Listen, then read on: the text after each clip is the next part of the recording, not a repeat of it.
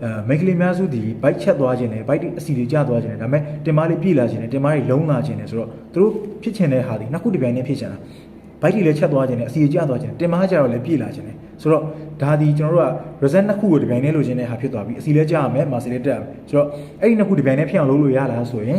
်ရတယ်အဲ့တော့ဒီဗီဒီယိုလေးကိုဆုံးအောင်ကြည့်ကျွန်တော်နားလည်အောင်ရှင်းပြပေးမယ်ဆိုတော့နံပါတ်1ကျွန်တော်ဒီနေရာမှာနားလည်အောင်ကြည့်ရမယ့်ဟာကကြွက်သားကဘယ်လိုတိဆောက်လဲဆိုတာကိုကျွန်တော်အရင်ဆုံးသိအောင်လုပ်ရမယ်အဲ့တော့ကြွက်သားတိဆောက်ဖို့မဖြစ်မနေလိုအပ်တဲ့၅ခုကိုကျွန်တော်ပြောပြပေးမယ်နံပါတ်1ရေမရှိမဖြစ်လိုတယ်နံပါတ်2 protein အသားဓာတ်လိုတယ်နံပါတ်3 energy ကြွက်သားတိဆောက်ဖို့အတွက် energy တနည်းအားဖြင့်ပြောရင် calorie ပေါ့ဗျာအဲ့ဒါလိုအပ်တယ်နောက်တစ်ခုနံပါတ်4ဒီ training ဆိုတာကျွန်တော်တိဆောက်ခြင်းတဲ့ကြွက်သားတွေကိုလှုံ့ဆော်မှုကောင်းကောင်းပေးမှအဲ့ကြွက်သားတွေကပိုပြီးတိဆောက်လို့ရအောင်လှုံ့ဆော်မှုမရှိတဲ့ကြွက်သားတွေထပ်ပြီးတိဆောက်လို့မရဘူးရှင်ရင်းဆိုတော့ထိန်းထားလို့ပဲရလိမ့်မယ်ပိုတိဆောက်ခြင်းလို့မရဘူးဆိုတော့ training လိုအပ်တယ်နံပါတ်5ဒီ recovery ကျွန်တော်တို့အဲ့ကြွက်သားတစ်ခုလှုံ့ဆော်ပြီးပြီဆိုရင်ပြန်တိဆောက်ဖို့အတွက်ကသူ့ကိုအနားပေးမှရလုံလောက်တဲ့အနားယူမှုရှိမှကြွက်သားတွေဒီပိုကြီးနိုင်တယ်ပိုတန်လာတယ်တိဆောက်နိုင်ဆိုတာအမြင့်ဆုံးရလိမ့်မယ်ဆိုတော့ကျွန်တော်တို့ခန္ဓာကိုယ်ဒီအတူတူပဲယောက်ျားလေးရောမိန်းကလေးရောခန္ဓာကိုယ်ထဲမှာအစီကျတဲ့ဖြစ်စဉ်တွေကြွက်သားတိဆောက်တဲ့ဖြစ်စဉ်တွေမှာအများစုတူတယ်ယောက်ျားလေးရောမိန်းကလေးရောဒီနည်းလမ်းအကုန်လုံးသုံးလို့ရတယ်ဆိုတော့နောက်တစ်ဆင့်ကိုပြောရမယ်ဆိုရင်ကျွန်တော်တို့က energy ကို smart ကြယူရဖို့လိုသွားပြီဘာလို့လဲဆိုရင် weight ကျရင်ပြီးရောအစီကျရင်ပြီးရောဆိုပြီးတော့ကျွန်တော်တို့က target တစ်ခုနဲ့သွားနေလို့မဟုတ်တော့ဘူးကိုရီမှာဒီဘက်မှာပြည့်ကျင်တဲ့နေရာလေးပြည့်လာဖို့ muscle တိဆောက်ဖို့ဒီဘက်ကအစီကျဖို့အဲ့နှစ်ခုကိုတွဲပြီးသွားမဲ့လူတွေဖြစ်သွားပြီအဲ့တော့ပုံမှန်လူတွေထက်ကိုကျွန်တော်တို့ကပိုပြီး smart ကြနဲ့ energy ကို calorie တွေကိုသုံးတတ်ဖို့လိုသွားပြီဆိုတော့ကျွန်တော်ဒီထဲမှာပြောချင်တာကကျွန်တော်ခန္ဓာကိုယ်မှာ BMR ဆိုတာရှိတယ် basal metabolic rate အဲ့ဒီ basal metabolic rate မှာလိုအပ်တဲ့ calorie ဒီကျွန်တော်ခန္ဓာကိုယ်ရှင်သန်ရေးအတွက်ဥပမာဗျာကျွန်တော်ဆိုရင်အခုလက်ရှိ calorie 2000စားနေဆိုကျွန်တော်ရဲ့ BMR က1300လောက်မှရှိတယ်အဲ့ဒီ1300ကိုနားကိုကတ်လာလေကျွန်တော်ခန္ဓာကိုယ်ရဲ့ကြွက်သားတိဆောက်နိုင်စွမ်းကလျှော့လာလေဆိုတော့ကျွန်တော်တို့ကဒီနေ့မှာ smart ကြနဲ့ calorie ကိုနည်းနည်းပဲလျှော့မယ်ဆိုရင်လက်ရှိစားနေတဲ့ calorie တွေကျွန်တော်တို့200နဲ့900အတွင်းပဲ short BMR နားကိုသွားမကတ်နဲ့အဲ့နားကိုကတ်ကျွန်တော်ကြွက်သားတိဆောက်လို့မရတော့ဆိုတော့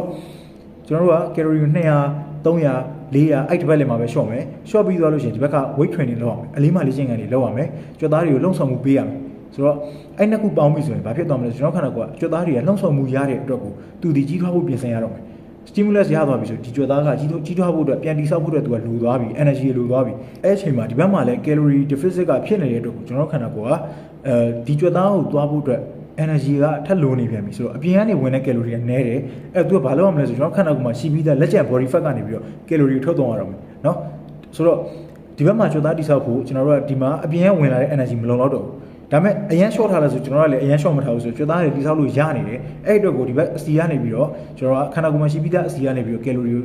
fat တွေကိုထုတ်ပြီးတော့ဟိုဘက်မှာ muscle တိဆောက်ဖို့ energy ဖြစ်ပြန်သုံးလိုက်တယ်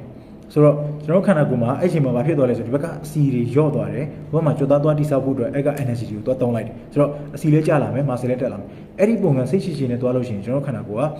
muscle လေးတိဆောက်လို့ရသလိုအစီလေးကျလာအောင်လုပ်လို့ရတယ်ဆိုတော့အထူးသဖြင့် main ကလေးတွေကျွန်တော်တို့ကယောက်ျားလေးအများစုကအစီချမယ်ဆိုတော့ muscle သိမလို့ရှိရင်တို့က six pack ပေါ်ခြင်းနဲ့ weight ကျသွားခြင်းနဲ့ပိန်သွားခြင်းနဲ့ဒါမျိုးတွေများတယ် main ကလေးကအဲ့လိုမဟုတ်ဘူးတို့ကဘိုင်လေးကျခြင်းနဲ့ပြီးသွားရင်တင်မားလည်းပြည့်ခြင်းနဲ့ကိတ်ကလည်းကိတ်ရှင်လည်းအဲ့လိုမျိုးဆိုတော့ဒါမျိုးလေးတွေတခြားလောက်တက်ဖို့လိုတယ်အဲ့တော့ calorie short တဲ့အချိန်မှာကြောင်စာလောက်မစားနဲ့အရင်မ short နဲ့ကျွန်တော်ခုနကပြောသလို BMR ဆိုတဲ့ basal metabolic rate ကျွန်တော်တို့ရှင်သန်ရေးအတွက်လိုအပ်တဲ့ calorie နားကိုတော့မကတ်အဲ့နားကိုကတ်ကျွန်တော် muscle loss လာမှာပဲเนาะအစီမကြောက်ဘူးလားဆိုအစီကတော့ကြာတယ်ဒါပေမဲ့အဲ့ကြတဲ့အစီတွေတစ်ချိန်ကြာရင်ရက်သွားလိမ့်မယ်ဒီဘက်က muscle က loss ဖြစ်လာတဲ့အတွက်ကိုအစီကလည်းကြာတဲ့နှုန်းကတစ်ချိန်ကြာရင်ရက်သွားလိမ့်မယ်ဆိုတော့အဲ့အချိန်မှာပြဿနာအများကြီးတက်လာနိုင်တယ်ဆိုတော့ calorie short ရင်စိတ်ရှည်ပါ weight ချမယ်ဆိုအချိန်ယူပါကျွန်တော်တို့ကြွက်သားတက်အောင်ရောအစီကျအောင်နှစ်ခုတစ်ပြိုင်တည်းလုပ်တဲ့လူတွေကပိုပြီး smart ဖြစ်ရမယ်ဒါဒီ weight ချတယ်လို့မခေါ်တော့ဘူးဒါဒီ body recomposition လုပ်တယ်လို့ခေါ်တယ်ခန္ဓာကိုယ်ပြန်ပြီးတော့ရလနှစ်ခုလုံးရအောင်ပြန်ပြီးတိဆောက်တာလို့ခေါ်တယ်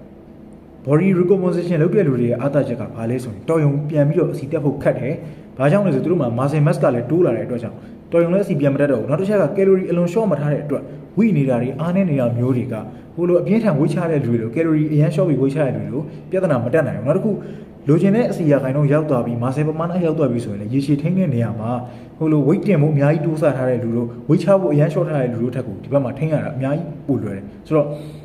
လိုက်လို့ကြည့်ပါကျွန်တော်တို့ body recomposition လုပ်တော့မယ်ဆိုရင်ဒီကြွက်သားတိဆောက်ဖို့အတွက်က protein ရေ energy